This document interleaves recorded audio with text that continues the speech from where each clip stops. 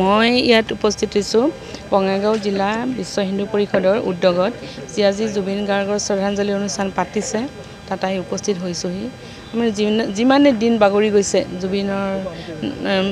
কাই খৰি যদিও নোহোৱা হ'ল আজি 23টা দিনে পাৰ হৈ গ'ল কিন্তু তথাপিও আমাৰ জুবিনৰ প্ৰতি মৰম জনপ্ৰিয়তা ইমানে বাঢ়ি গৈছে প্ৰত্যেকৰে মনৰ পৰা অলপ মাৰ যোৱাই নাই সকলোৱে চকুৰ পানী সকলোৱে মোবাইলে হওক টিভি হওক আলোচনা সকলো গোটেইখিনি সময় জুবিনৰ কথাৰেই পাৰ হৈ গৈ আছে আজি ইয়াত তেওঁলোকে পাতিছে শ্ৰদ্ধাঞ্জলি অনুষ্ঠান ক'বলৈ গ'লে বহুত ভাল কথা এইটো আৰু আমাৰ যি প্ৰাণৰ মৰমৰ শিল্পী অকল শিল্পী বুলি নহয় তেওঁ ক'বলৈ গ'লে যেন মহামানৱ তেওঁ ভগৱান ক'ব পাৰি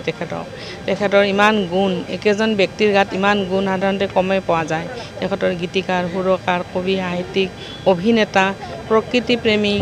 তাৰপিছত তেওঁ সকলোকে ভাল পায় স্পষ্টবাদী তেওঁ ৰাজনীতি কৰা নাছিল ৰাজনীতি বেয়া পাইছিল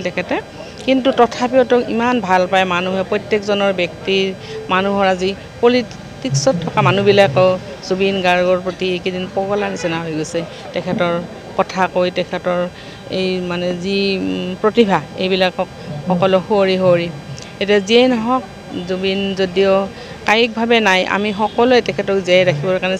চেষ্টা কৰিব লাগিব তেওঁৰ যিবিলাক সৃষ্টি সেইবিলাক আমি ভালদৰে ৰাখিব লাগিব নৱপ্ৰজন্মক আমি শিকাই দিব লাগিব তেওঁৰ যিবিলাক সৃষ্টিক আমি যেন ভাল কৰি ৰাখিব পাৰোঁ অমৰ কৰি ৰাখিব পাৰোঁ এতিয়া সেইটোৱে আৰু এটা আছে কি জুবিনে আমাৰ ন্যায় পাব লাগে সেইটোৱে কথা